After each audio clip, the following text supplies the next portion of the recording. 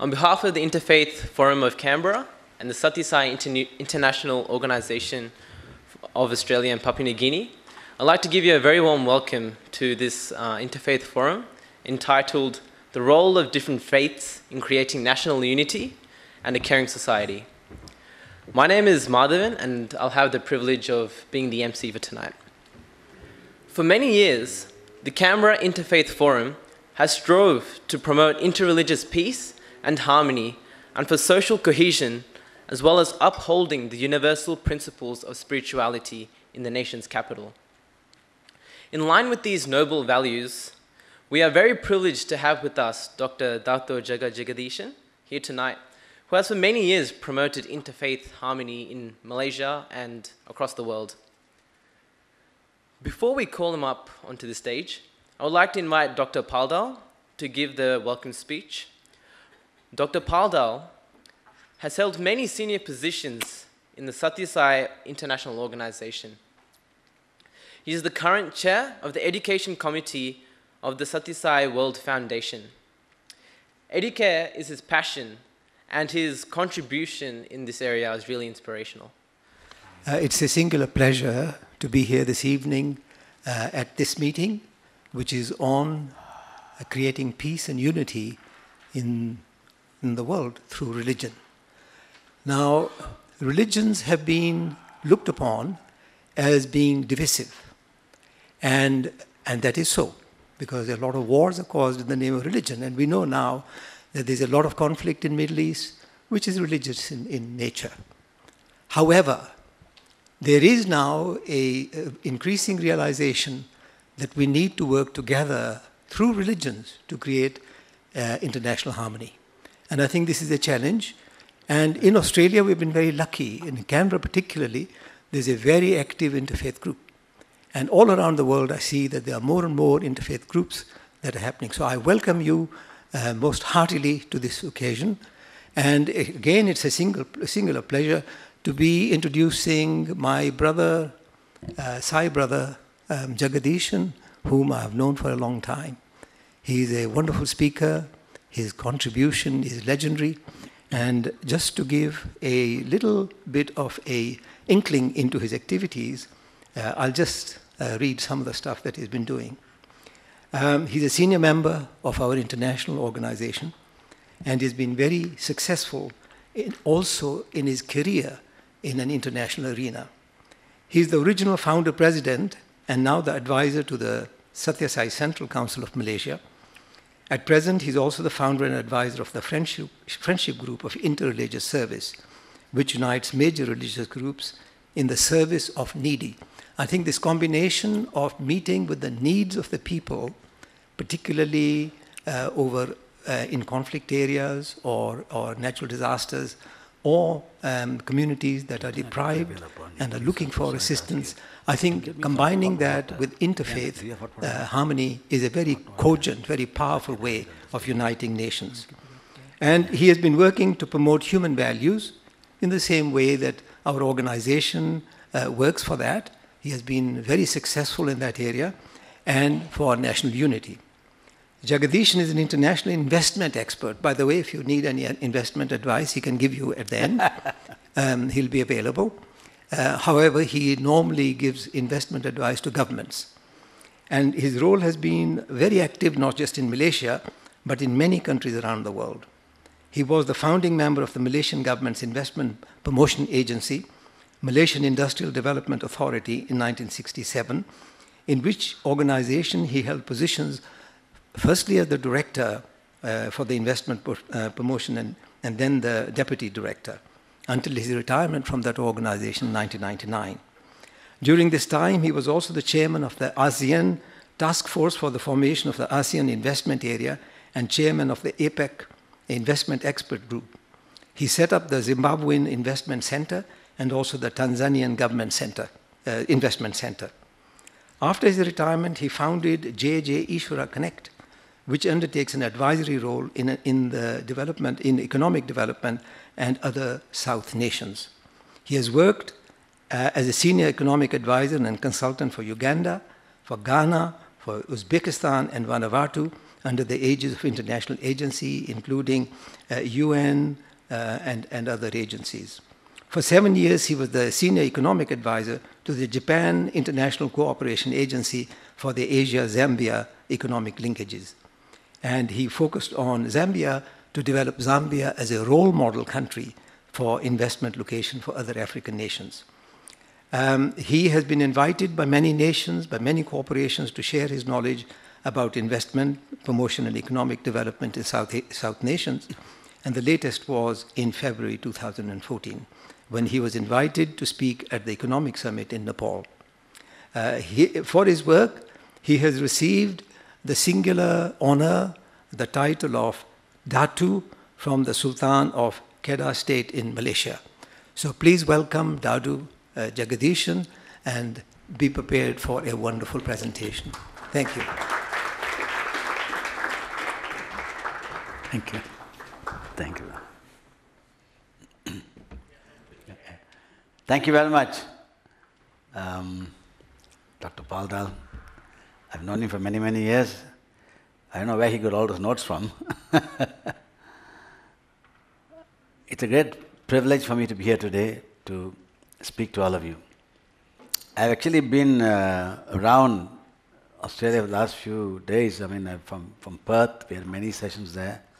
Then went to Adelaide and went to Melbourne. Now I'm here. After that, I go to Sydney and to Brisbane. So it's been, and the last month I was in New Zealand and Fiji. Generally doing the same thing, talking about interfaith unity, addressing youth about values, what have you. So it is a real privilege for me to be here today to address all of you. Dear friends, let me go straight to the point. I'm not here to give any philosophical discourse, you know. Please, you must turn and look at that particular thing.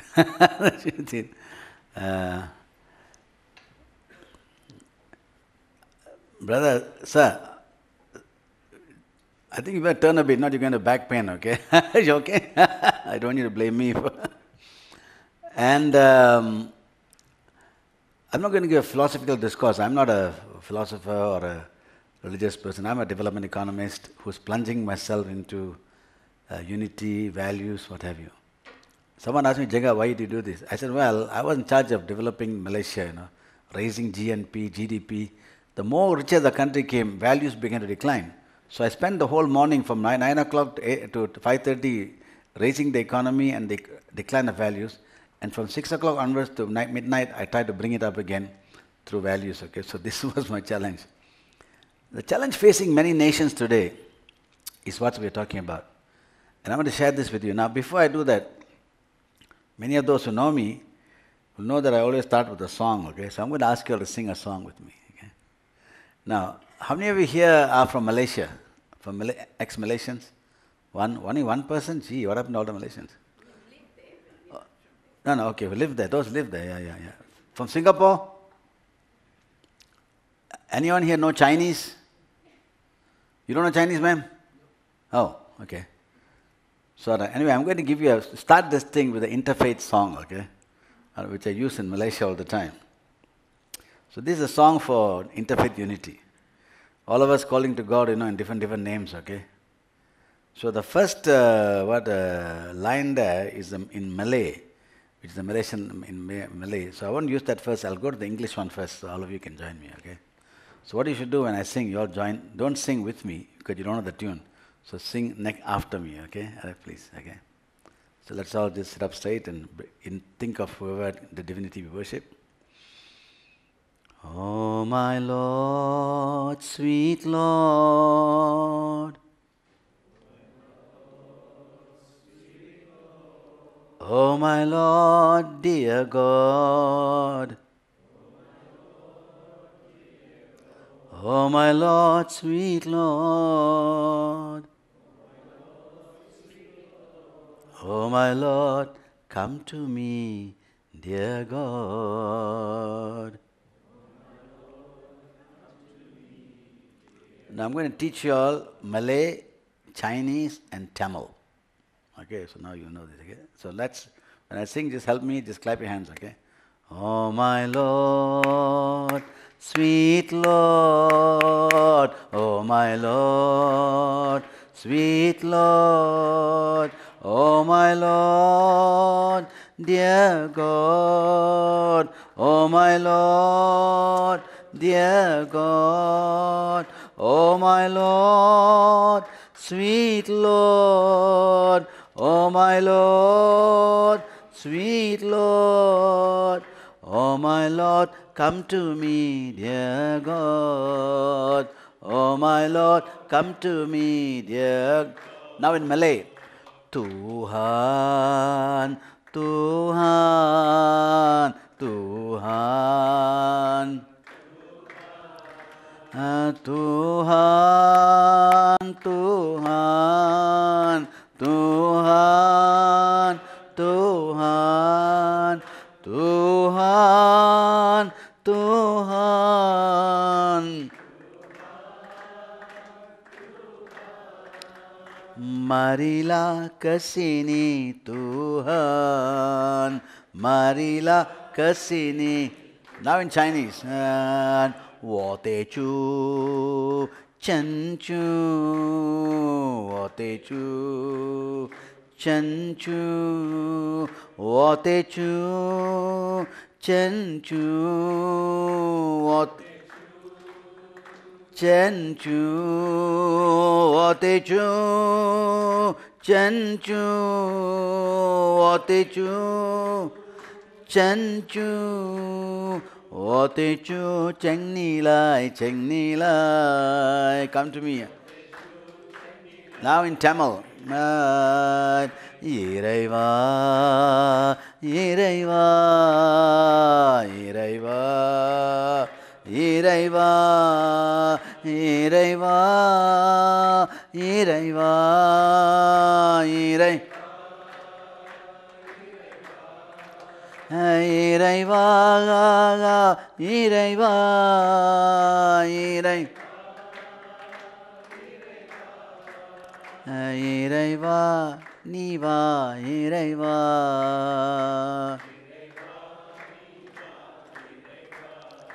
All together. Oh my Lord, sweet Lord, oh my Lord, dear God, oh my Lord, sweet Lord, oh my Lord, come to me, dear God.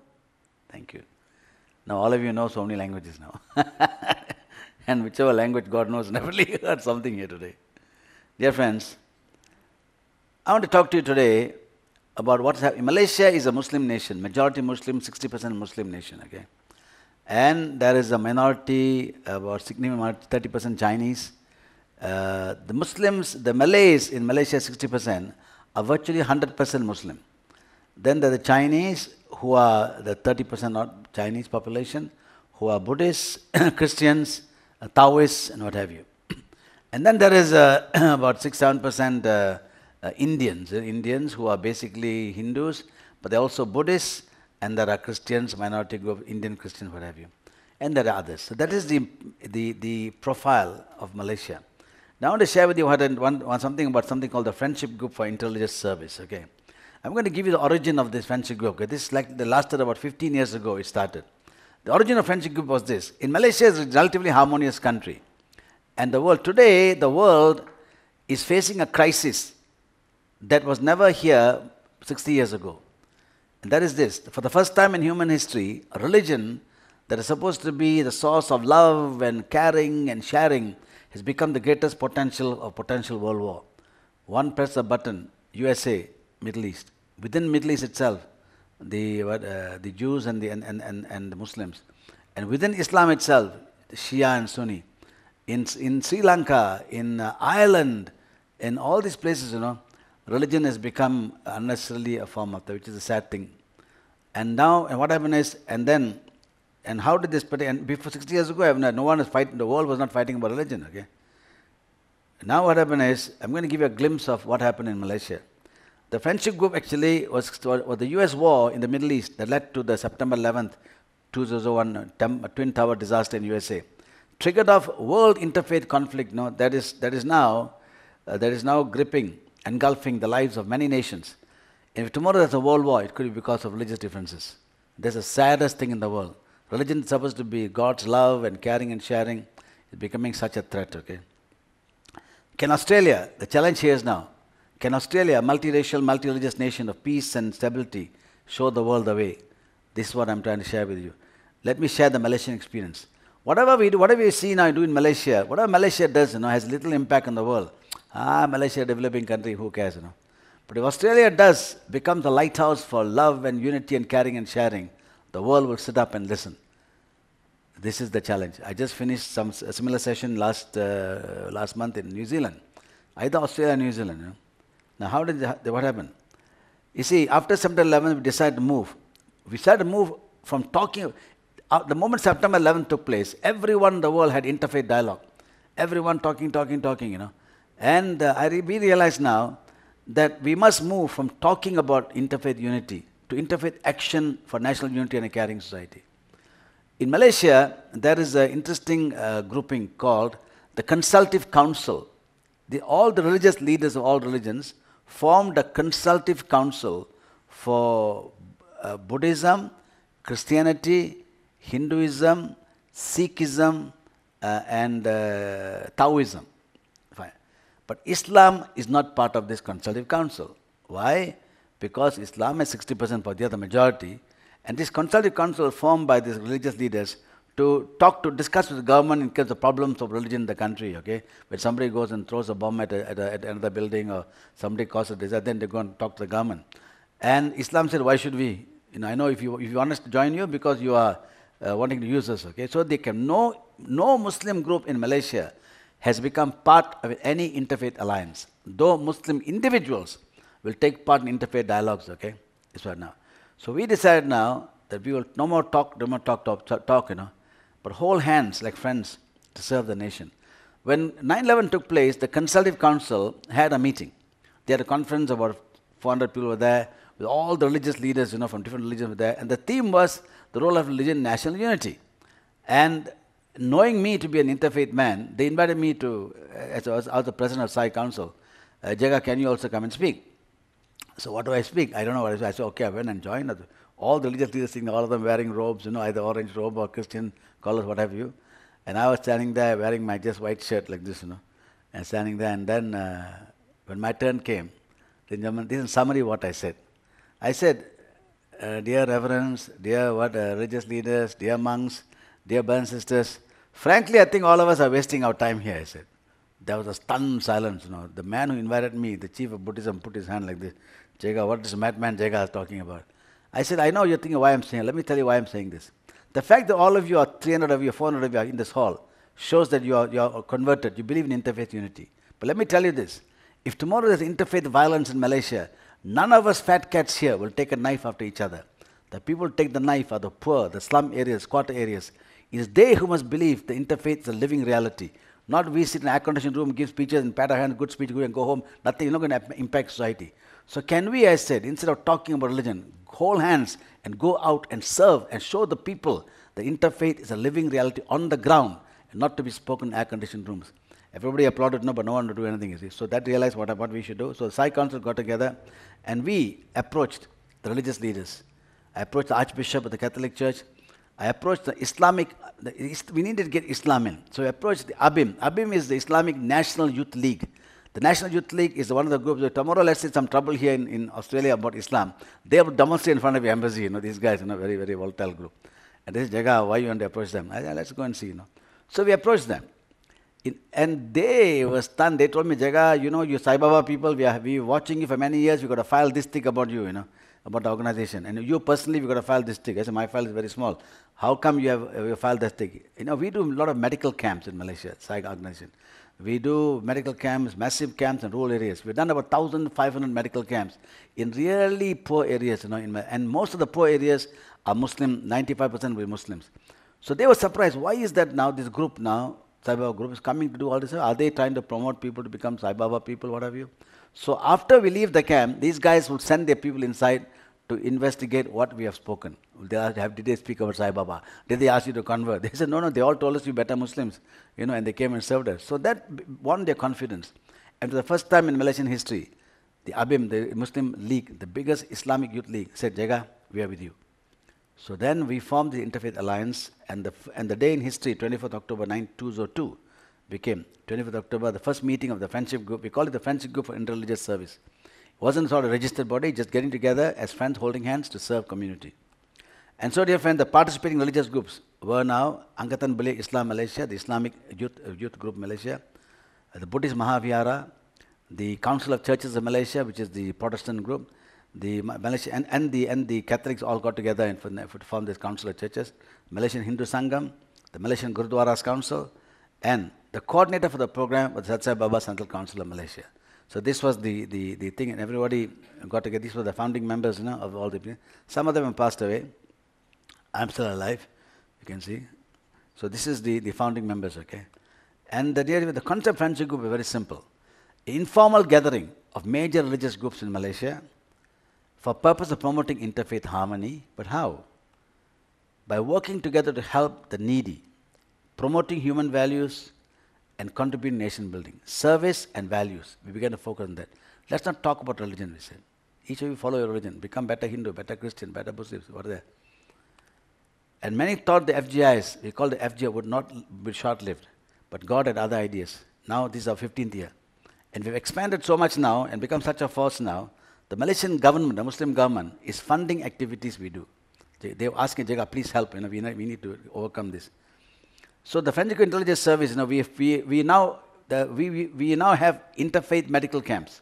We have a Christian, Buddhist, all that. And what's interesting, when we have the medical camps and any of the interfaith functions, we tell the people, wear a badge.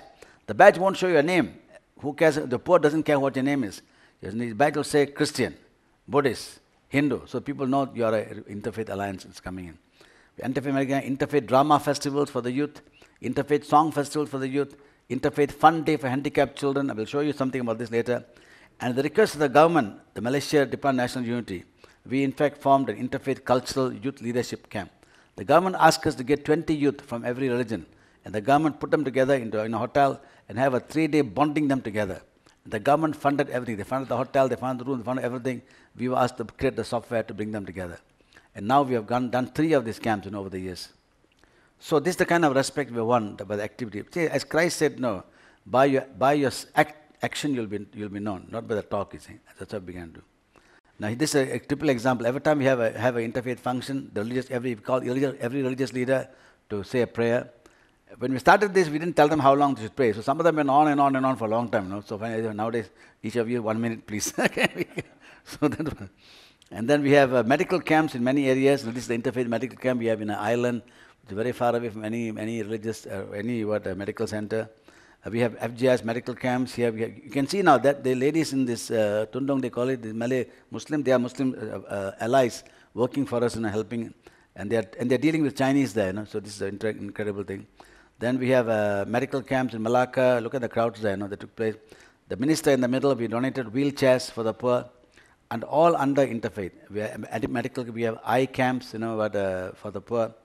And this is a fun day for handicapped. We'll show you something about this later.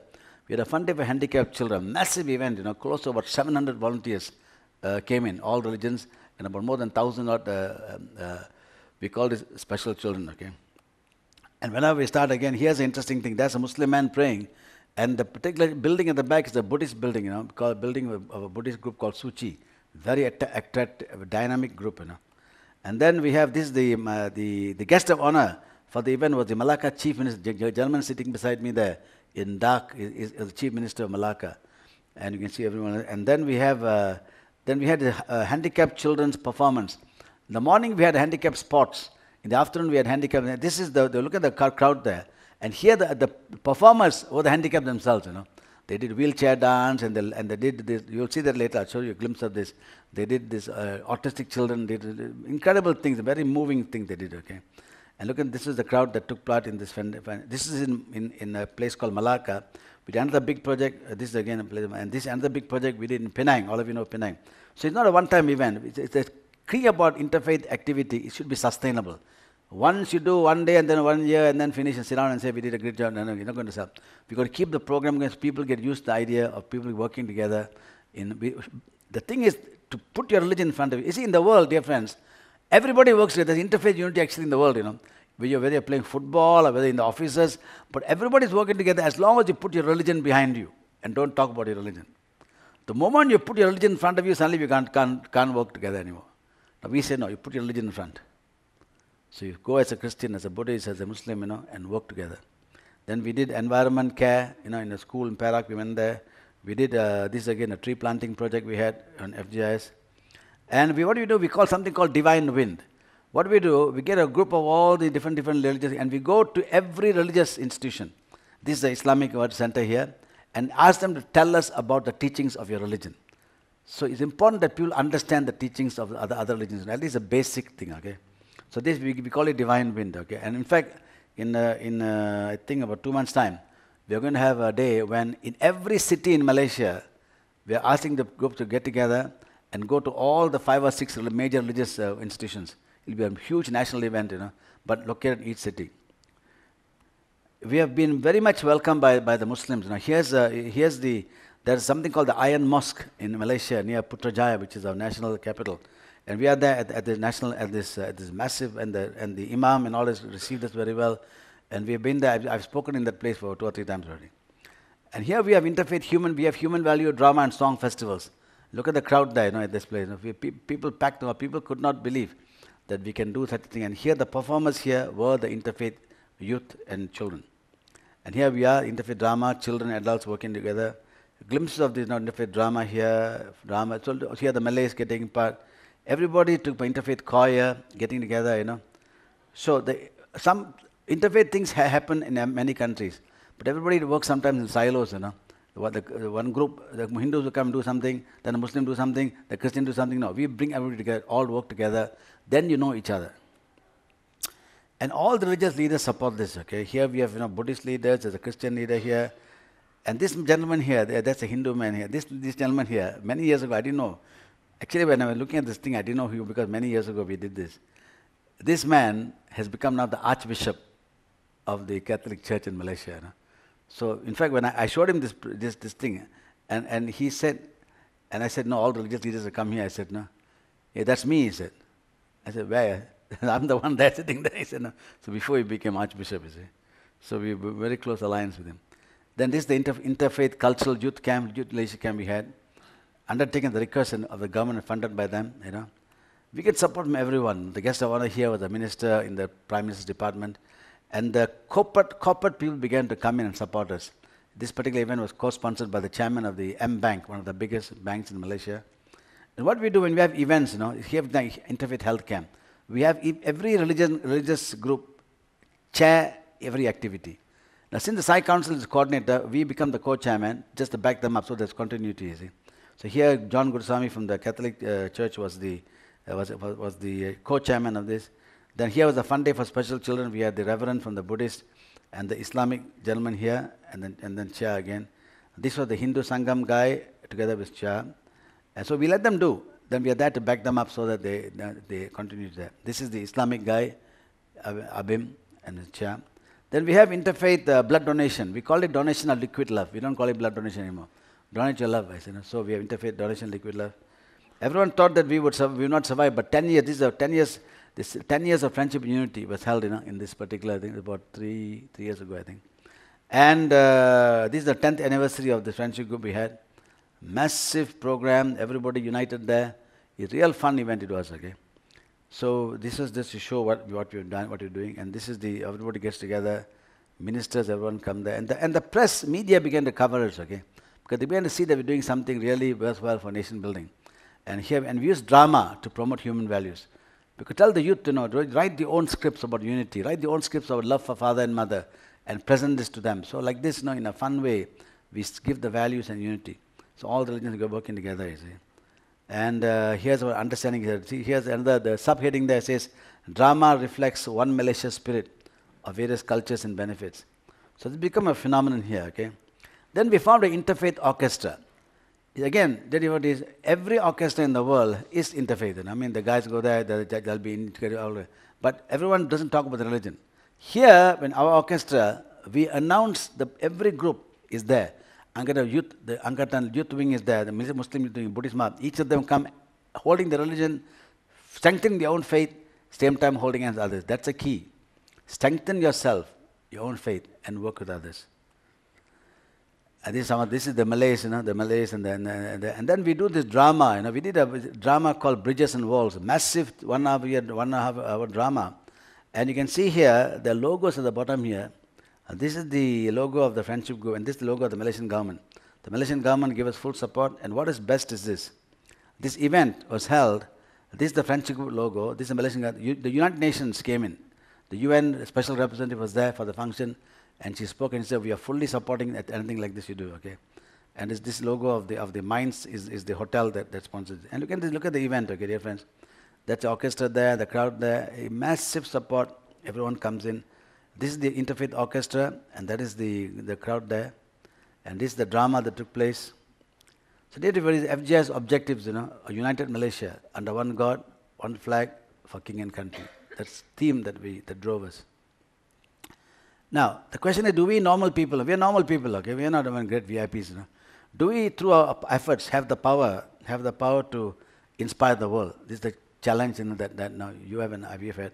Let me share this with you. To show them that in this trouble, show the world, in this trouble of extremism and terror, multiracial, multi-religious groups can show unity. We got to show the world it can be done. Everybody says, how can we work together? We are different religion, different moods, Of course, some people will never work together, whatever they are. They only work together with their own religion, okay? So in 2006, historic event took place. I was invited to Little Rock, Arkansas in USA, and here's a glimpse of the flyer that they distributed in Arkansas. The topic was Bridge to the Future. Bridge to the Future, role of, similar to this, role of religion and ethnicity in building a caring community and the nation. And this is a big event. It's held in the Great Hall of Clinton. Every president has a big library they have, It's the Great Hall of Clinton. About 400 odd people were packed the hall that day. And you can imagine now the people who took part in this, Clinton School of Public Service, Chancellor Diversity Committee, National Conference, this is all sponsored by all these people, okay? Interreligious International Federation for World Peace, Racial and Cultural Diversity Commission, Sathya Sai Baba Center of Little Rock, Reynolds Institute of Aging, Arkansas International Center. And we made it clear to have no money support solicited of anyone for this event. We just want to do something to show it's worthwhile doing. And when we did this, dear friends, and guess what happened? The welcome address given by Mayor Jim Daly of Arkansas, and the panel discussion with Reverend Robert Klein, he's from the Christian, Sheikh Imam Masood from the Muslim, and there was a Professor Jay Bath, he was a professor of theology in some university. There's one more speaker, I forgot his name. All I did was I went home and I presented this a bit more detail, because they gave me 1 hour of what the friendship group has been doing, you see. And then at the end of the session, I asked them, do you think this is worthwhile doing? Everybody put, whole hall put in, 400 put in. Then I said, then the guy got up and said, I want to thank Jagadeesan for coming and speaking. I said, sir, if you all thank me and I go home, you wasted everybody's time. If you all think there's something worthwhile doing, now form a task force and make it happen. So the chairman said, should we do this? Everyone said yes. So they formed a task force immediately. Then I went back to Malaysia. Now the question is, we have many talk shops, interfaith, a lot of talk shops around the world. Was this another talk shop? Dear friends, in 2008, I was invited again to Little Rock, Arkansas. Why? I was asked to address a session, Embracing Community. It is held in the St. John's Baptist Church, Fellowship Hall. And why was I invited? This is for a reception, because now they're launching, this particular group that met there, they're launching now the first ever permanent, to witness launching of inspired by Malaysia's FGIs, inspired by the interfaith camps we did, they launched the first ever permanent Harmony Medical Clinic, a permanent clinic to help the poor in Little Rock, Arkansas. And this was an incredible thing. And the possible, I could stand corrected, could well be the America's first full-time interfaith-free medical clinic. And this is the theme of the thing. And the Interharmony Clinic was providing underserved Arkansas access to quality medical care. One would think in America they got all the medical things, but a lot of the poor don't have this. And when I went there second time, they gave me this, they gave me the award for inspiring Harmony Health Clinic, volunteers and support to help serve the health. And they gave me this particular shield in 2008. And what's wonderful was the governor's representative came to the function. And he gave me an Arkansas Travelers Award. I'm an ambassador of Arkansas, So this is very, very interesting. They really appreciate what we did, okay? The Arkansas Travelers Award. So this is something now is going on and getting bigger and bigger. And definitely, what else we do? How do we get the youth involved? We do all kinds of things, See, we must do things that excite the youth, interest the youth, not just bore them to death with speeches, okay? Like what I'm doing now. So, for example, what do? We have interfaith FGS futsal. You know what's futsal? Not football. Football is a big field. Futsal is a little area, and all the youth got together. And what we do is we mix the youth. We don't have Muslims play against Christians or whatever it is. We have we form the team, interfaith teams. The team will consist of Muslims, Christians, Buddhists. So everyone cheers for their team of interfaith team. So we got a lot of youth interested in this. And here's one. We had interfaith prayer. The Malaysian airline that got disappeared now, still disappeared. There's somewhere around Australia, I think. They said MH370. It's a gigantic iron mosque. So we were invited by the imam to come and have a prayer for MH370. So these are the kind of things we have made possible by what we've done. So this is another one. And dear friends, so all over the world there are interfaith dialogue, but does it include in the community? It's a question that we must ask ourselves. We have expanded the interfaith forces everywhere, and we need seniors and young adults, in all religions. We need youth, young adults to get involved. While they're proud of their own religion, never be proud of your religion, follow the value teaching the religion, and prepare to work with people of other races and religions without hiding their religions. Don't hide your religion. Be proud, but work hand in hand with others. As brothers and sisters, to create and foster interfaith unity and a caring society. A role model for all nations. Now, dear friends, do I have a little bit more time? 10 minutes more, can I say something? Can I, again? Okay, fine. I'm going to show you something, okay, an example of what really happened. To show you that what's possible. This, now, we had this event, I told you, the interfaith, fun day for interfaith special children, okay? And one of the groups that were working with us was the Suchi. It's called Suchi, Buddhist group. Very rich, very powerful group, And they then videoed this whole session, and this their report. Cities, towns and villages. Each religion has its own individual Maybe way we of cut the lights worshipping here and so they can see recitation of clearer. prayers, which differ greatly. It is only through love and mutual respect for one another that a peaceful scenario could be established. Although different religions uphold their own beliefs, thoughts of compassion and charity is still a similar phenomenon. As such, 6 major religious groups comprising of Islamic outreach, Buddhist Mahavihara, Hindus, Catholics, Christians, Malaysian Gurdwaras and followers of Sai Baba join hands to organize this very special fun day on 17th August 2003 for our extra special children, that is, handicapped and underprivileged children in conjunction with Merdeka Day. Merdeka Day is our Was Independence held Day. in the compound of Malacca Suci. Total workforce consists of 755 volunteers, 755 of which volunteers. 159 are officials from 28 different organizations. In anticipation of delivering great love, we must... Now the Chinese lion dance, greeting the... As the special children came on, we all welcomed them like Malaysia VIPs. has shown example to many countries, of economic development and many things. We hope Malaysia can show an example to other countries of all religions getting together to work together for the poor. But there's one very strange phenomenon in Malaysia, that is, people of different races, they can work together very harmoniously. But when you put on the religious badges, suddenly they cannot work together anymore.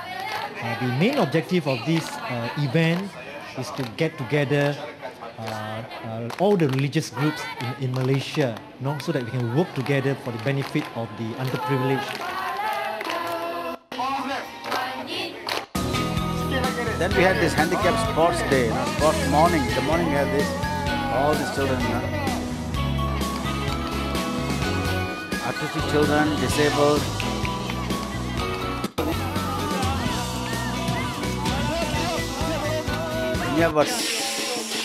And then the chief minister of the state came in as a VIP guest.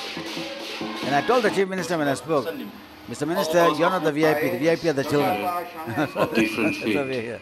faith, race and And culture then we have all the religious leaders together doing a prayer. today for this special occasion.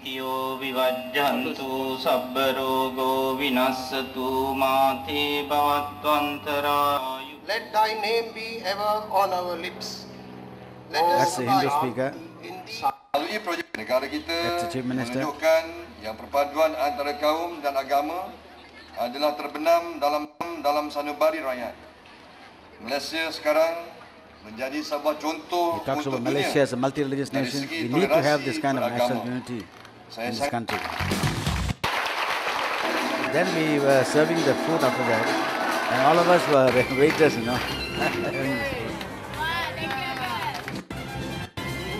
Then we had Santa Claus, we had a Understanding people, we Chinese get god of together. wealth. We want to contribute our service to the needy people, underprivileged people. When they come here and join with our activities with us, and they are through their own heart, This man is a specialist surgeon. they can feel their The happiness. Chinese god of wealth. They got Giving different ang pao. type of people. They are playing game. Malay children play with the Chinese children play with the Indian children, all together. That's a Muslim lady there. The most important thing is when the day is over, all the religions took part, the Hindu, the Muslim, the Buddhist, all must say, hey, we had a good time.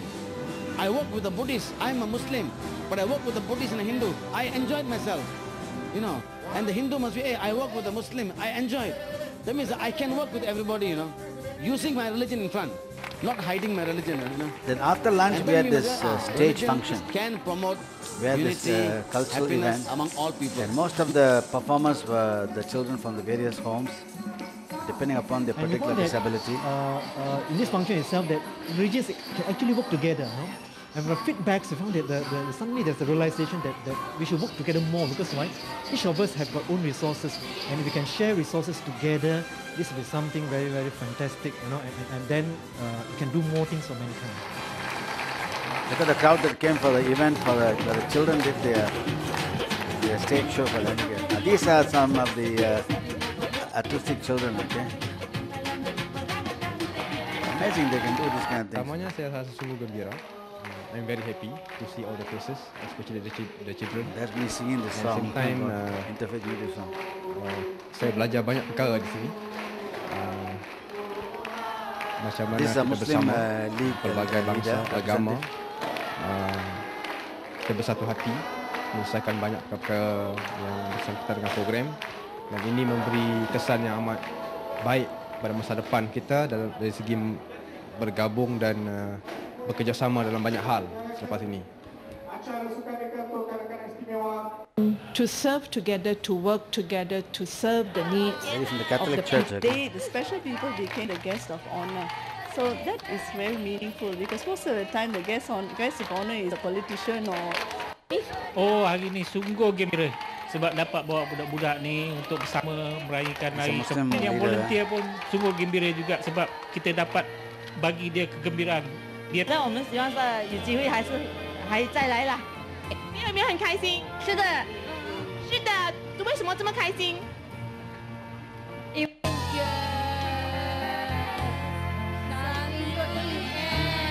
And the event ended in the evening after some tea for them. The little girl, artistic girl.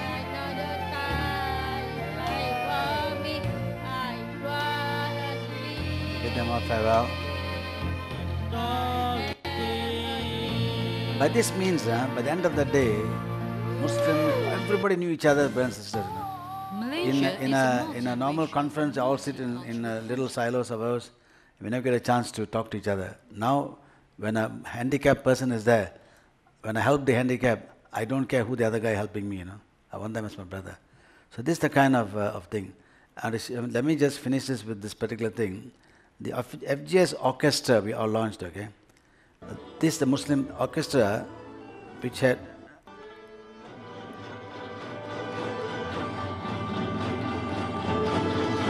Sikhs, Muslims, Christians here, Indian Hindus here, Chinese here, Sikhs again. really integrate all the people into one orchestra. And we announce them as this is the Buddhist group, this is the Muslim group, not just individual silos again. And now by the end of the day, all of them knew each other very well, and more the bond began to create. Dear friend, what this particular function we are seeing now is taking place in University Malaya. University Malaya is the prime university in Malaysia. And the dean of the faculty of University Malaya, who was in charge of cultural affairs, saw this event of ours when we had our 10-year celebration. He said, can you all do the same, the drama and this orchestra, can you do it for the freshmen? And so this event is being done in front of 3,000 freshmen, University of Malaya. Normally, the university doesn't allow outside groups to perform during their freshman period of 2 weeks or so. Now they are so impressed by what we've done.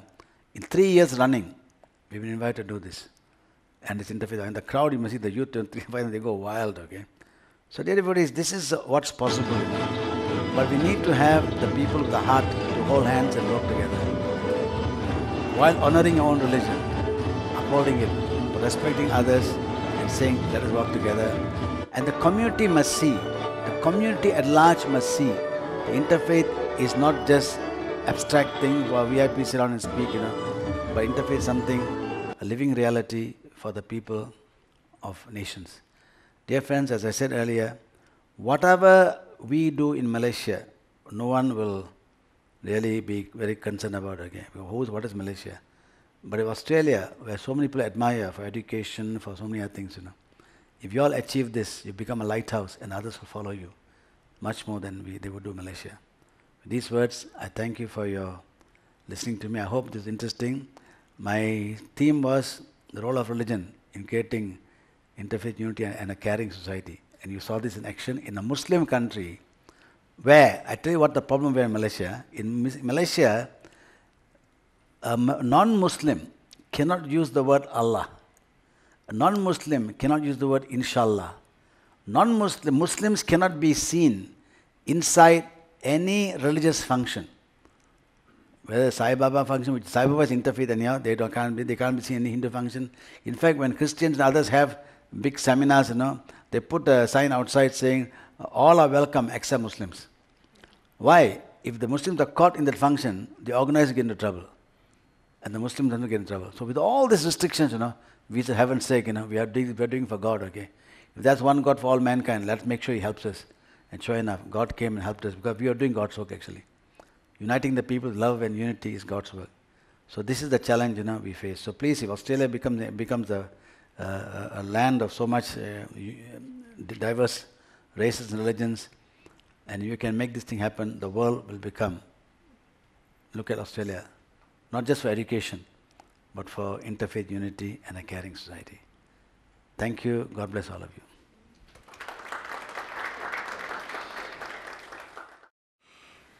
In Canberra, we are proud to have a multicultural society whose citizens have cultural linkages to more than 200 countries across the globe, giving us a broad spiritual diversity.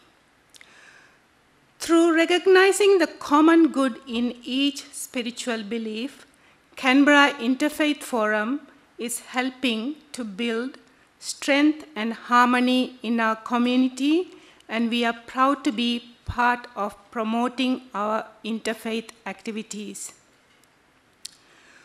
On behalf of the Satya Sai Organization of Australia in the ACT region, I would like to express my love and gratitude to our guest speaker, Dato Jega Jagadeesan, all the faith leaders who accepted our invitation, as panel members, guest Dr. Paldal, our MC Madhavan, crew members Owen on sound and video, the management Theonotaris Hall, especially Mr. Kabu for his support. And on my own behalf, I extend a very hearty thank you to our guest speaker, Mr. Jagadeesan, for gracing us with your important work and sharing your findings and opinion today. What I learned from him today is Be proud of your religion and work together.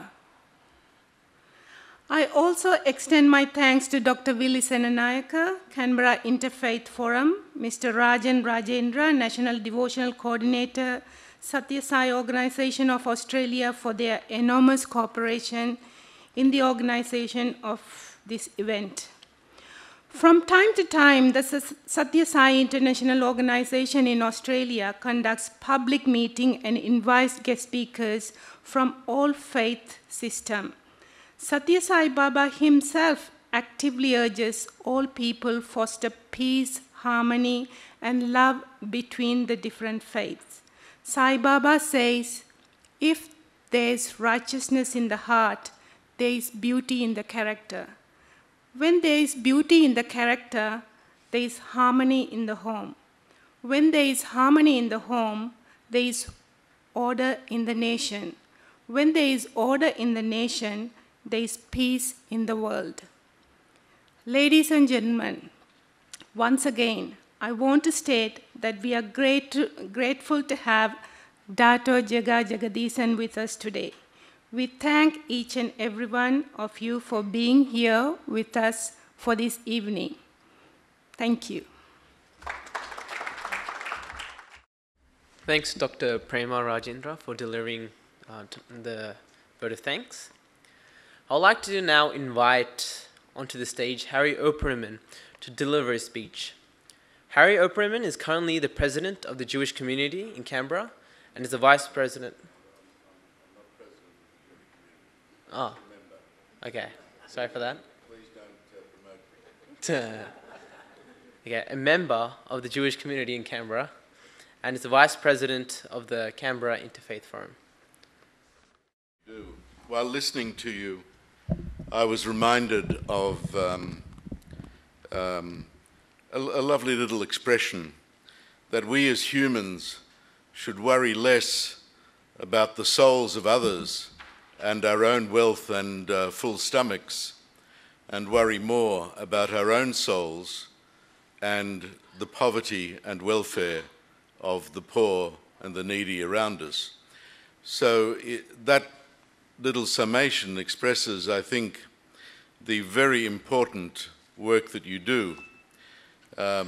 I've discussed this before with Reverend Chris Lockie, and you mentioned one of the important Christian teachings, by your deeds shall you be known, a teaching of Jesus.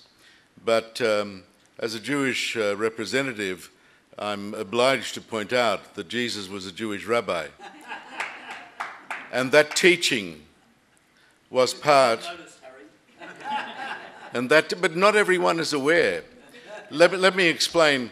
There's a wonderful lecturer, a professor from America, whom I heard speak in your church, Reverend Chris, Professor Amy Jill Levine, and she was talking about a lecture tour. Two interesting aspects which she recounted. She was giving a lecture in the Philippines in a Catholic church. And it's a little bit the similar situation, although I do know Jews from Malaysia. She was giving a lecture in the Philippines Catholic Church, and she asked the congregation, has anyone ever met a Jew? Do you know what a Jew looks like? And they all said no. She turned round to the statue of Jesus and said, there's one. It's a nice little point of pointing out that there are many things we're unaware of. And I was talking with a Christian reverend this morning, Reverend Susanna Payne, about an event coming up soon regarding a service of reflection for refugees.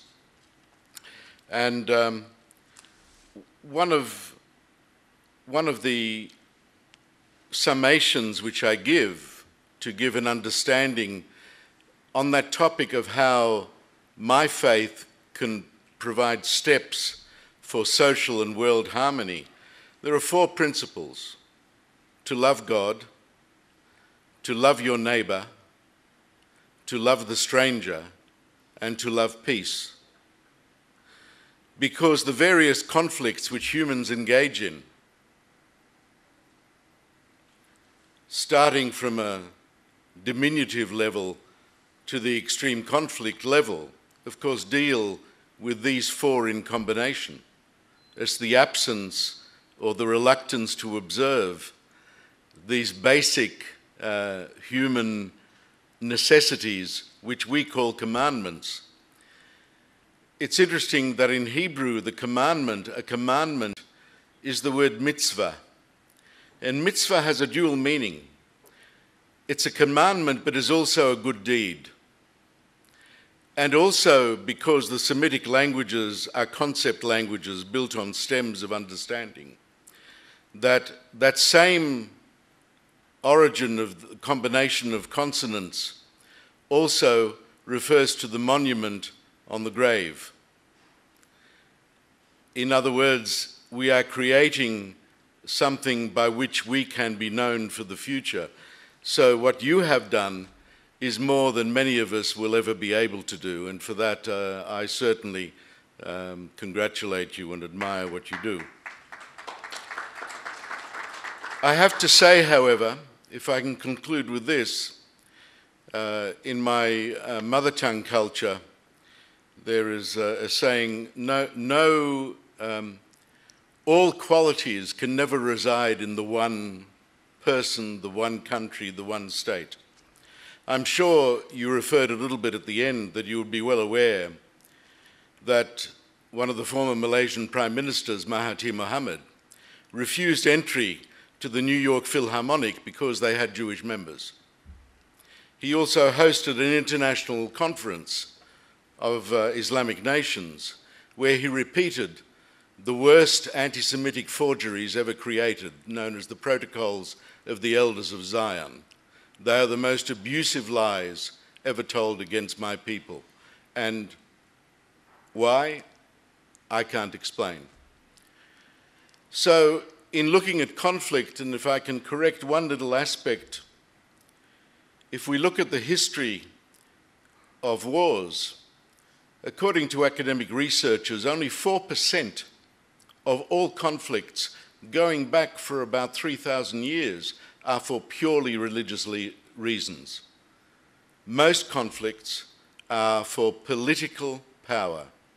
And as the saying goes, power corrupts, and absolute power, particularly of despotic rulers, and one can only think of Anwar Ibrahim and his treatment, corrupts absolutely. His treatment by ruling powers. I'm sure you know the situation better than I. So in looking at that, I would like to point out one small correction, if I may, just in the public interest. According to academic researchers, and I'm happy to provide this information, the number of Muslims killed in the world since 1947 stands at 11 million. 35,000 of those have died in conflict with Israel. 35,000 out of 11 million. The majority, the vast majority of those Muslims have been killed by other Muslims. We only have to look at what's happening in Syria, Iraq. So I think we have to be careful about attributing conflict in the interests of justice without expanding on the actual facts. I hope you forgive me if I point that out. There was a rabbi about 2,000 years ago who witnessed the Roman destruction of Jerusalem, where literally the streets flowed with rivers of blood. At the time, he remained silent in the face of destruction because the stones of tragedy were too heavy on his heart. But he taught one of the essential aspects from my faith, that redemption, the messianic age, when all humans can live in peace, is brought about by daily acts of kindness. And this is the message, I believe, which you're bringing us. So thank you. We'll now move on to the next item for tonight, which will be an interactive panel discussion where we'll all have the opportunity to put forward questions regarding tonight's topic to the panel members. If your question is in reference to a particular faith, then the question will be directed to that particular panel member. If you do have any questions, please put your hand up and one of our mic runners will bring you the mic. The panel members will be Dr. Paldal, Jason Court, Willie Senanayaka, Jayanti Gupta, Harry Opperman, Amardeep Singh, Brev Chris Lockie, Sobha Vaki, Omar Hashmi, and Krishnan Nadim Pillai. I'm Venkat from Satyasai Group in ACT. You talk about the FGIS activities in Malaysia. That's basically many interfaith groups join together and do a lot of service activities. The same thing Satyasai Group also do in many countries. How they do service, they do join together or they do service independently of each other, how this is being done in Malaysia? Can you please? Yeah. What happened is, I told you in Malaysia, for example, the Sai group itself, which is the interfaith group, for example, the chairman, the president of the Sai Council, I was the first president many years ago. The man who took over from me was Mr. Chia Woon Kong, who was a Buddhist. And then after 5 years, the gentleman next took over was another Billy Fong, another Buddhist. So what we used to do, I told you about more than 1,000 medical camps, the Sai group by itself. And we would get, people to come and help us, there'd be Muslim doctors who come, those who want to just help the project. But the difference between now, what we're doing is, the interfaith group now is getting together and doing as an interfaith project, not as a Sai project. And as I told you, we tell them all to have this badge. The badge will show their religion and their name in small numbers. So I let the people know that this is the Interfaith Alliance doing this. And that is why we have now trying to do more and more, every project we do now, medical camp, fun day for handicapped children, whatever it is, has two objectives now. Number one, to serve the poor, and number two, to unite the people of different religions. So this is the new theme we're having now. So by this means now, people have become incredibly close, in working together with us.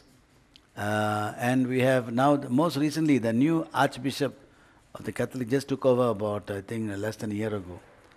And we wanted to invite him for our FGIS council meeting, all the leaders. So I told them, listen, it's not nice for us to invite the Archbishop just to come for our meeting. Let us go and meet him first and play courtesy call on him. So we went and met him, and he was really very gracious, and he said, Jega, I was there at the function before I became a... So we're winning people's love like this by just not talking about religion, but going and serving on the ground. That's why the government is now supporting us. I agree with our brother Harry, okay? Is it Reverend Harry, sir? Is it Reverend Harry or what? No? No, okay. I agree with you, what he says, that it is a long, because we have so much divisiveness, So it's a long process to get people to come to work together and feel, hey, you're a Christian, you're a Buddhist, you're a Muslim, you're my brother, without feeling, okay, you are a Muslim, huh? All right, I tolerate you, because of the need to tolerate each other. But that's not the message. The message is we work together as brothers and sisters and with love. One point I want to say, I agree with you. I remember I mentioned here that this 60 years ago, from 60 years ago, this new phenomenon started. Not 2,000 years ago, so I agree, no religious. Today, if there's a world war, the potential could be interreligious. This is the key, not in the past, in present. Two major crises I find facing the world. Number one, the crisis of interfaith conflict, which every nation must get together and make people feel, hey, we can work together. The second, which you're doing now in Malaysia through the interfaith also, the decline of respect and reverence to parents. This is a big issue now, Children now don't care, what they do to hurt parents. So now what do we have today, nowadays in this world, is Mother's Day, Father's Day. The only fellows the benefit are the shopkeepers, selling cards, okay? Somebody will buy, they go and the son or daughter will buy a car, a Father's Day card, Mother's Day card, and then they say, dear Papa, and the idiots can't write their own poem, they must borrow somebody else's words, and say, I love you, and they give a purse to the father or a bag to the mother, and the parent will take that card and put on top of the television set in the hall. Why? So guests can come and say, my son sent me Father's Day card, or daughter sent me Mother's Day card. So we are going against that now. We listen now, no more this Father's Day, Mother's Day. Now we are launching a massive program called the Hope Agenda, HOPE. Honor our parents every day. And this is what we're doing now. Now I tell the youth, I'm address youth all over. I tell them, now look then, if you want, I don't know whether you go to church or mosque or wherever you go, but if your father and mother, when they pray, they can tell God, God, thank you for this wonderful son. Thank you for this wonderful daughter. What have I done to get such a... Then it's already God's great grace you have, you see. So that's the two biggest challenges now we have taken now. It is a transformation of human consciousness. That's what we're trying to do. To make people conscious for interfaith unity and family unity. That's the challenge we're trying to do. So this is what we're doing now. We're doing now not as us, as Satya Sai, but as an interfaith alliance. I'm Jayanti Gupta. I'm a Media and Publicity Secretary for the Canberra Interfaith Forum, and I also represent the Hindu religion as much as I can. My question to you, and I'm sure many of the people would have asked you this, how do you get the youth involved in your activities? Because we've been talking about it in the Canberra Interfaith Forum. Recently we celebrated Family Day. We have in Australia a Family Week.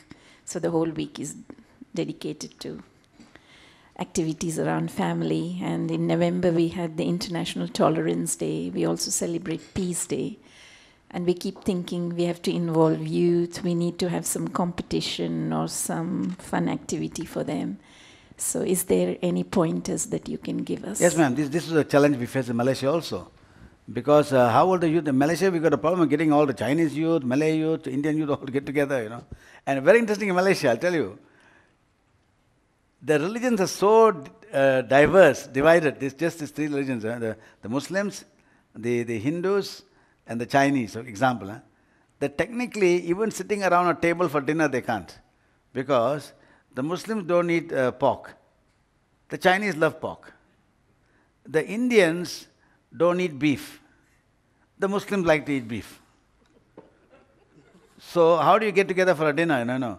So only way to get, that's the kind of divisiveness, potential divisiveness. So for us to overcome the divisiveness, to show we must care. When we went to the mosque, for example, I showed you, that just now, the Imam had prepared special vegetarian meal for all the Hindus who had come. That's what we do. Okay, so now talking about youth now. You see, the youth, youth are not prepared to come and listen to boring lectures. We got to create exciting programs. You can see now, interfaith drama festivals. Then the youth can write their own script. They can go and act on this. Interfaith song festival. We have a massive song festival. Interfaith orchestra. Futsal. Interfaith futsal we had, with the youth. The futsal is, in a close environment. They have a very vigorous game. So we got to create. You see, they're a very interesting thing. There's a saying that says, I give you what you want, then you'll desire what I have to give. This is a saying that Baba has given us, okay? So we give the youth what they want. Some fun activity, not just something boring. Then they become interested. And we get them together, we bond them together, and make them understand the vision we are trying to achieve. Then they will do. Not if you invite 100 youth, not 100 youth will come in, okay? But at least 50 will come in. So actually keep on going like that. That's why we now look at the kind of support we get all the youth, okay? Incredible support. And this is the challenge that faces. We must make it fun. Interfaith unity, human values must be fun things for the youth. Then we move them into the serious side of it, you see. That's the challenge. Yeah, I'm Krishna. Born as in Hindu and follows Art of Living and part of Canberra Interfaith Forum. And again, my question is to Jagadeesan. I think the religious issues or fanatism or whatever you say, that is, the education is to root out those issues. The spiritual knowledge and spiritual education is needed to take it to the people, and particularly to the poor. And that's what I'm thinking. We need to educate the poor people first. And another thing you are talking about, you are a very renowned economist, and the economic growth and this religious or this the lifting the education And how do you balance? When you were starting your lecture, you were saying that you are improving the economy and the values are going down. How to balance it? And maybe you can just give us. That is where the interfaith is required. Okay, whatever we do in raising GDP, as GDP rises, GNP rises, per capita values are falling down. You know, so what kind of activities can we generate here among the youth to make this happen? Okay. This is the challenge, brother, that every nation is facing now, every nation. In fact, even now the poor nations which have no wealth coming up, the values are declining. So like you look at, I think in New Zealand, for example, suicides is a big issue. In Japan, big issue. In wealthy nations, suicides are being a big issue. Now, how can we get together and bring them into a fold of understanding, what we can do? How can we help these youngsters? The only way we feel so now is to get them excited about values. All of us here, let me ask all of us here. How come all of us never went off a tangent in our lives? We didn't go and get drugs or go and murder people or go and rob and rape, I'm sure all, if not 100%, you all did this. When you did this, your first conscience was, I mustn't hurt my father and mother's feeling. All of us. I mustn't hurt father's feeling, mother's feeling. So let me walk a path so that I'll never bring shame to them. Now that consciousness is gone now. They don't care. They don't care. They get pregnant and the mother and mother who have noble lives, so long, years and years, suddenly they are brought to shame, okay? So the challenge here is that how can we revive this love and reverence for parents, which is actually a fundamental teaching of all religions. How come there are so many religions and yet this particular thing is declining? I mean, it's not something new from outer space. Look at the Christianity. One of the 10 commandments of the Bible is honor thy father and mother. It's not the 100 commandments, 10 commandments. Look at Islam. You know what Islam says? Heaven lies at the feet of the mother. In Hinduism it says what, if the Mata Pita Guru Devam, mother, father, there's a saying in Tamil, I just want to share with you, fantastic saying, it says, Tande sol mikkador mandiramile. That means no greater mantra than father's word. Father says you do, but father must be a noble father, And then, exactly, father must be a noble father. Can't be a drunkard and tell the son, no, follow me. But then, for mother, what does Hinduism say? He says, Tayunum siranda koililai. That means no greater temple than mother. I tell you friends, I'm standing here talking to you about religion, okay? 32 years of my life, I was an atheist. Why? Hinduism is a mad religion, okay? I go to Hindu temple, what do I see? I see a bull, I see a peacock, I see a snake, I see a whole zoo is there. No one knows what you're doing there. No one knows. Why you break coconut? Don't know religion. I moved away. I thought God's a form. I became a real atheist. God is a joke, okay? But now I tell the youth, then something happened in my life, and then I realize, hey, God is there, Then Baba came in my life and he said, hey, follow your religion. Hindu must become better Hindu, Christian better Christian, Buddhist better Buddhist. I said, oh my God, must I go back to the crazy religion? Then I began to study the religion. Now I go around talking about religion. But in the 32 years, dear friends, when I was an atheist, I had only one God in my life, my mother. My father died when I was 7 years old. Mother, whatever I do in my life, I'm traveling overseas with ministers, business people, I can do any mischievous thing I want, But anything, my mother was my pole star. If I do this, if mother, will it hurt my mother? I will not do it. Mother was my guide. I tell the youth today, I don't care whether you go to temple and pray, whatever it is, but worship your father and mother. How to worship? Just make them happy. Make them happy, make them proud, your son, that's all. That is a message we should not start doing to the world. Okay? Revive this reverence for father. We've got a massive program called the Hope Agenda in Malaysia. We present to the government. The government said take it into schools. So we went to schools, the primary school, secondary school, colleges, to have the Hope Agenda. More than 5,000 children took part in the program, okay? So these are things, we can do, but there must be proactive willingness for people to do. The thing is, if we must, from the ivory towers we sit in, must go down, to the grassroots and hold the hand and come, let's walk with me, So that's a challenge, sir, we face, okay? We can do it. If I show him, I say it's done, you see. Now, for example, I tell you something, I didn't show this to you. We took this Hope Agenda, honor your father, honor our parents every day, to Mauritius. Mauritius went crazy, anyone go to Mauritius, go and look for it. They're now in Mauritius, there are 5 or 6 huge monuments, hope monuments. Is a father and mother blessing 2 children. huge statue. And it says below hope, H-O-P, honor our parents every day. Then it says, below that it says, seek your parents' blessing, whatever you do in life. That's 6 or 7 monuments.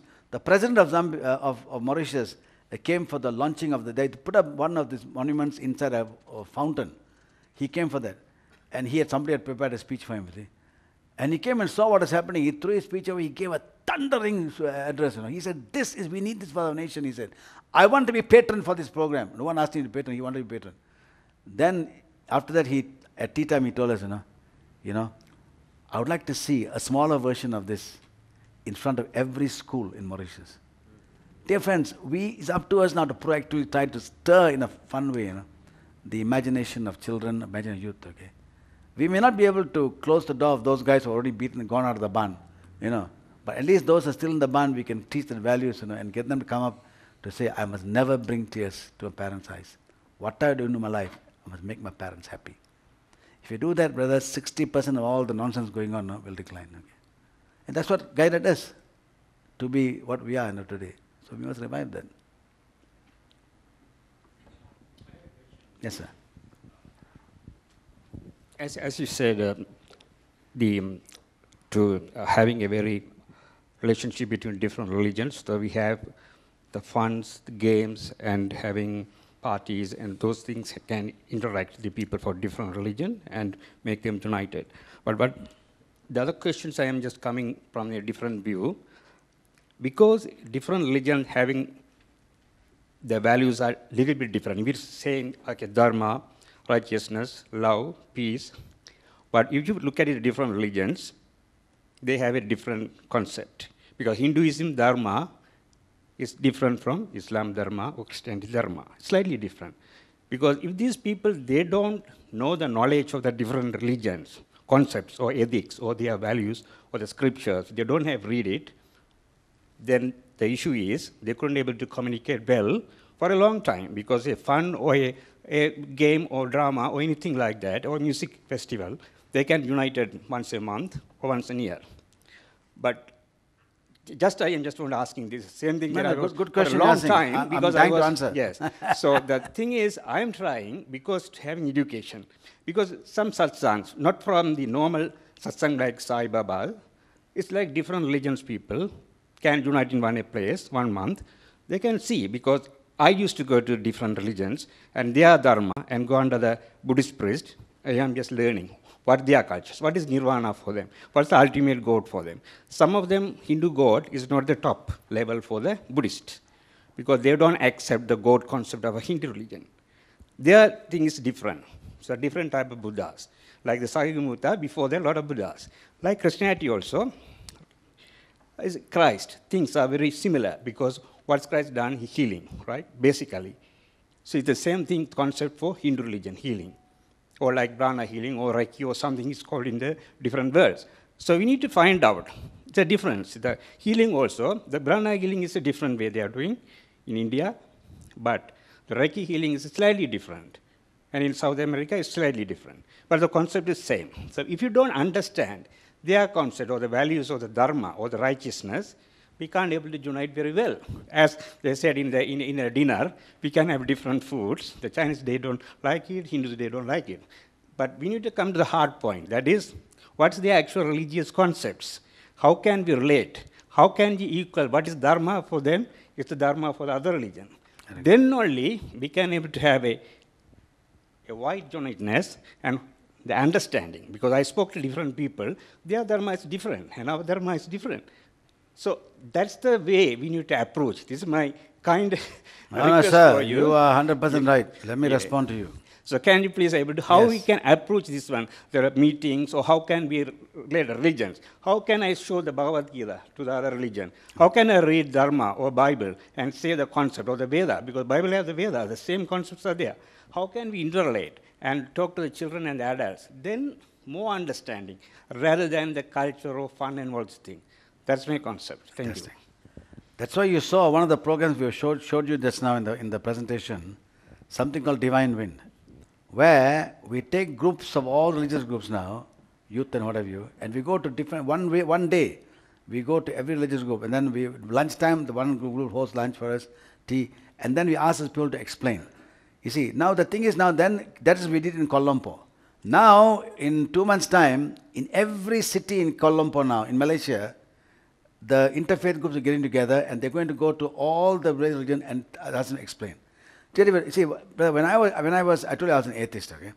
But after I became involved in Sai, Baba said, respect, and I said, we don't believe in religious tolerance, okay?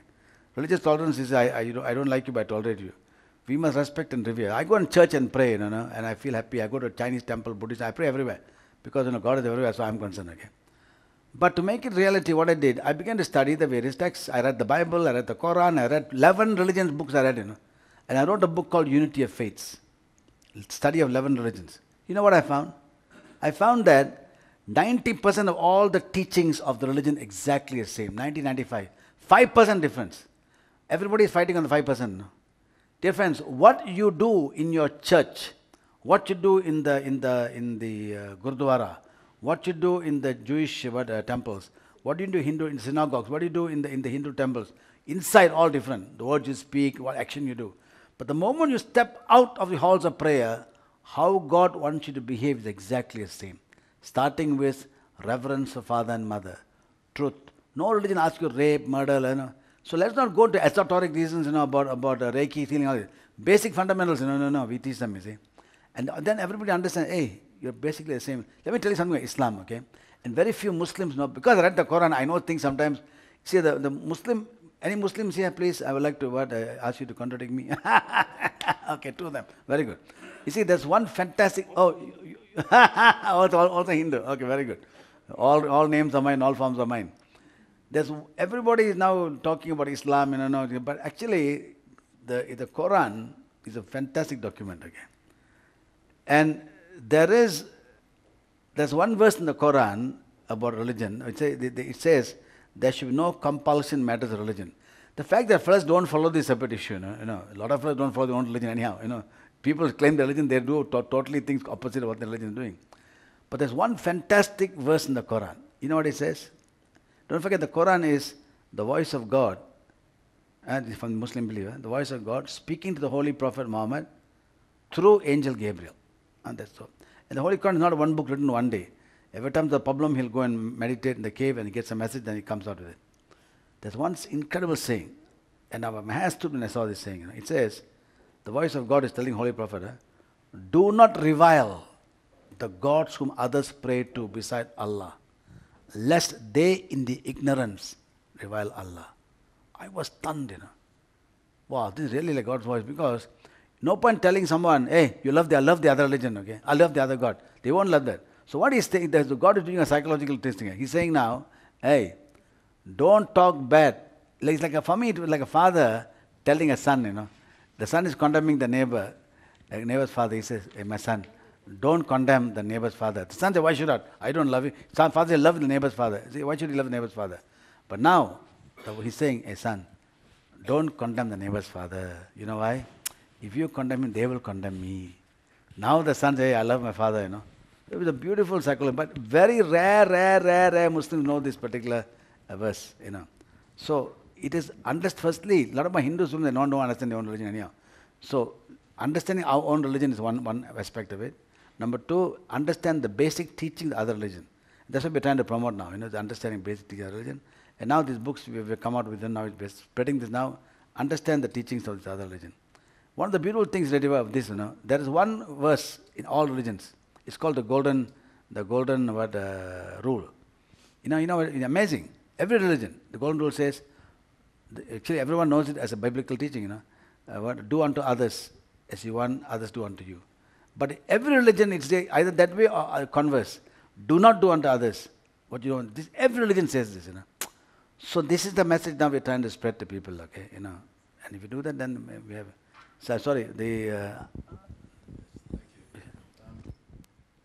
Is it on? Yes. One question which relates particularly to Australia and also Canberra, and we've discussed this in brief at some of the Interfaith Forum meetings, and that is that up to 70% of the population in Australia, for example, in the hospitals, patients who are admitted to hospital, 70% do not want a religious chaplain. They ask for a non-religious advisor or chaplain. 70% of the magistrates do not take an oath on any divine text. So we're in a society where religion, I mean, it's part of the Australian historical character as well. The most spiritual people in Australia, from my readings and from my contact, are the indigenous population. A deep spirituality. More widespread than in the general population.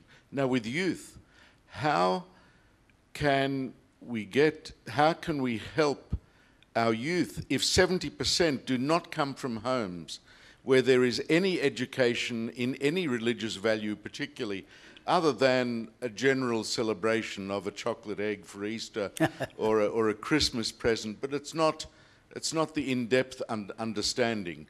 How can youth in general, one of the things we've discussed is that education in religion and values, a comparative religious study, is generally only happens in Catholic schools, independent schools, whether Christian, Jewish, or Muslim, but not a comparative study in the government schools in general. Now, a few aspects while you thinking about how to solve that problem for us is one thing you mentioned about honoring parents. In the Abrahamic faiths, the command is to honor. Young people at various stages disagree with their parents when they're developing into adults and they mature and they rebel. This is why it doesn't say love, because to a teenager, if a teenager is disagreeing with parents, you can't always convince them to love, but you can explain honor in a more lasting sense. The love comes back after the rebellious puberty, adolescent period, mostly. One aspect. And the other aspect, and I think this is where the philosophy of Satya Sai is so important. I was asked at a Christian school by a chaplain, how can I get my students of multicultural, other faiths, multi-faiths, to understand an appreciation of the other faiths in the school? And I gave him a little story from a rabbinic master of the current period in the last 100 years, who told a very wonderful little parable that if one learns to appreciate the jewels within one's own faith, one can learn to appreciate the diamonds and jewels in other faiths, as you have expressed. But the task is where 70% have no faith, or very little, how can we reach the youth? Good, sir. Sir, we have done, let me tell you what we did in Malaysia, okay? There's only one way, The youth, the baddest of them, what we consider baddest, okay, will only respond to love and caring. In Malaysia, what we did, we went to schools. Went to this, is a school, at what level was this? This O level. This O-level school, we were actually testing ourselves. Do we have the power to transform people? This is very interesting. So, let me tell you two interesting. One was this went to a school where, in the school, this O-level, maybe just the 2 years before university level, very big boys, where the school had decided that how many of them, 70 or 80 of them, 140 of them in different, these guys are sure failures. No point teaching them, no point bothering about them, but they've come to school anyhow, we've got to keep them there. So they put them into special classes and keep them just there, going, okay? Sorry, okay, I'm commanded my wife to stand, so everyone can see. So we went to the school and told the headmistress, who's a Muslim lady, let us see if we can help this youth. These sure failures. The teachers had given up, the parents had given up. But they keep them, they have no choice but to keep them there. And so then we went in and said, give us a chance. We'll have tuition for them. For example, we said that. The headmistress said, no point. We're offering tuition, but no one bothers to come. We're offering tuition on the weekends, okay? So they give us a chance. So the school allowed us now to go into the school on Friday, right? Friday morning, the first hour, the first period. Now this first period is a period where we are all going to work also. It's a working time for many others. So the volunteers we had took leave from the officers and told them we're coming late that day. And went into a task force, including my wife, she was involved in this. They went into the schools and they tried to reach this youth. They did all kinds of activities, And they gave this youth, they took the youth to a seaside resort and had a program with them. And slowly they won the respect of this youth, okay? And they started giving the now how many subjects seven. Okay. The exam they had to pass 7 subjects, 7 subjects. But we gave them tuition for 5 subjects, which are given a minimum thing. And it went on, and then they did amazing things, okay? Like fun things, management games, motivation, and tuition. And at the end of that year, the exams came. Malaysian government exams came. And the children all sat for the exam. 70 of the youth were part of this program we were training. They were involved in 70 youth. And the teachers didn't care for the results, because the teachers knew these guys are going to fail. The parents didn't bother because they knew they were going to fail. The only fellows who were biting our fingers, we fellows, what will happen to these guys? Will they pass or will they fail? You won't believe. The results came out. The next day, in national newspapers, 70 sure failures pass. And two of them had grade 1. Grade 1 is the highest. The sure failure had grade 1, some grade 2, some grade 3, The people of newspapers were stunned. How did the guys do this, okay? So what we did was pure motivation. This is one example. Another example was in a college, private college. These were Indian guys. In Malaysia, the Indians are 7% of the population. But the most number of gangsters are Indians. Very interesting record the Indians have in Malaysia. So we went to this school at this college and had motivational sessions with them. Really daring, fun things we had. These guys are guys who go around scratching a car, and they'll go around, trying to steal them some hub of the car, like kind of stuff. And just by being with them and showing we care for them, not just a one time and go away. Weekly we were there with them, giving them programs and what have you. We won their love. And these bad children, actually, so-called bad children, if they win their love, they will die for you. One of the most daring experiments, Father, we did, Reverend, was this. Simply because Sai Baba said, we have the power to transform. So I called my council guys together. Guys, can we do this? How? I told them the program. Even the Indians went pale, okay? What we did was, I went to the mayor of Kuala Lumpur City. Sir, watch the power of God's will, okay? I went to the mayor of Kuala Lumpur City and said, Mayor, show us the area in Kuala Lumpur City that's the highest crime rate, highest juvenile delinquency, and give us 3 years, we'll bring it down. The mayor looked at me as well as a madman, okay? Why you want to do this? He said, this is a Muslim man. Huh? I said, well, Sai Baba says we have the power to transform. Let's see if we can. So the mayor agreed. He chose a high-rise tenement area, high-rise, low-cost, poor, which the police had declared as a black area. Even police dare not go alone. They'll go with others. It's called black area. High crime, high juvenile delinquency, high drug addiction, drug pushing, everything was there. We took an interfaith task force with us. Muslims joined us for this, and all of us got together. And we did this program. I told the mayor, give us 3 years. Dear friends, to transform consciousness, you can't do once a week and go home. We had volunteers on the ground every day. Every day, different teams were there. Some giving tuition, some we set up a computer education center, free computer education. We did medical camps. We did all kinds of stuff. We did. For example, so what we did, we did a sports thing. What we did? Sports were how the sports was. Father and son versus father and son. Caroms, father, son versus. Nowadays the youth, youngsters at that, even your rich homes, you don't talk to your kids sometimes. But let alone these high-rise guys, these poor fellas. Now we said father and son versus father and son. Now they must cooperate, okay? Father and son must work together to win the thing. Like this, we had all kinds of badminton, all kinds of funny games, To mother and daughter versus mother and daughter, like this kind of thing. So suddenly the kids began. That what is. Then we went for a massive anti-drug campaign. A massive anti-drug campaign. 3rd year.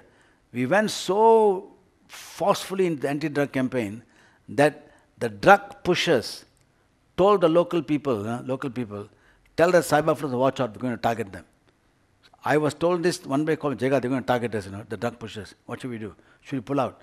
I said, no, we have faith in God, right? Go, God will protect us.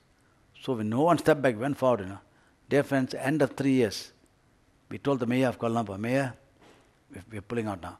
We've done, I can't sustain the program for so long because so many volunteers on the ground, fathers, mothers, children, hundreds of them on the ground.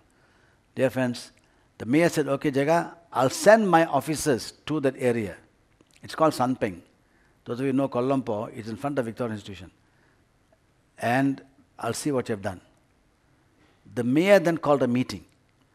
I was sitting beside the mayor. One side, all the mayor's senior members of his staff, all directors, all Muslims, except the one Chinese who was the engineer.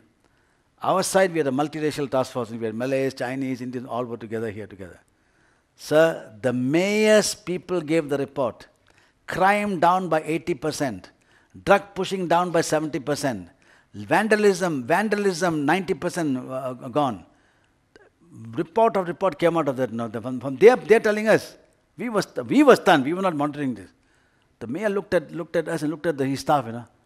How come they did this? We've got all the manpower, all the money. How come these guys can do it? Jega, how do you do it? I said. Mayor, sir, firstly, God. We only depend upon God. Number two, sir, no youth is bad, I said. No youth is bad. But we fat cats don't care for the youth. We sit in ivory towers and tell the youth must be good. What we did, we went down to, I'm a Dato, like Dato is a sir title, okay? And I had a few other guys who were Dato. We went to the grassroots. We went with them and they talked to them and mixed with them. And they were stunned. Why lawyers, doctors, engineers were on the ground, mixing with the youth, and talking to them and making them feel at home. They thought we'll come 1 week and disappear. There we were week after week after week on the ground. Then these guys are good, these guys are okay. And they want to transform. Then see, the youth is not bad. In high-rise flats like this, they have no activity, that'll guide them. We created youth activities, challenging activities for the youth. Drama festivals, song festivals, so many. We kept them busy doing good things. And they transformed. So 3 years, this is a miraculous thing, that happened. Then I told the mayor, I've got so many volunteers on the ground for 3 years, so we've got to pull out now. The mayor said, okay, Jega, I'll form my own task force, and get it done. So we showed them, we wanted just to demonstrate to the mayor that we have the power to transform, but it needs dedicated people on the ground. And now the government has asked us, can you do this in 10 other parts of Malaysia? So we say, hey, hold on, okay? Because you know why? To do this in different parts, you need someone, a leader, and the team behind him is like walking through the valley of death, though I shall walk through the valley of death, I fear no evil, okay? You walk into the valley of death, the leader, he suddenly can't turn around and see no one behind him, He must have a task force that will walk through hell with him. Hell and back. This is what we are. So they challenge the leadership, everything leadership, to guide these people to go down to the grassroots and convince them, hey, guys, we can do something noble. Then the youth will come in. So this is, I'm trying to demonstrate to you, nothing I'm saying, sir, is something that of a theoretical level. Everything we've done on the ground, and then I only share what we've done on the ground. Thank you very much. Yes, what a wonderful evening this has been with Dr. Jagadeesan, sharing his unique insights on the importance of interfaith and interreligious harmony. He brought his experience from all across the world on this topic for our benefit tonight, and I'm sure we will all be richer from this experience. Can you please give him one more round of applause?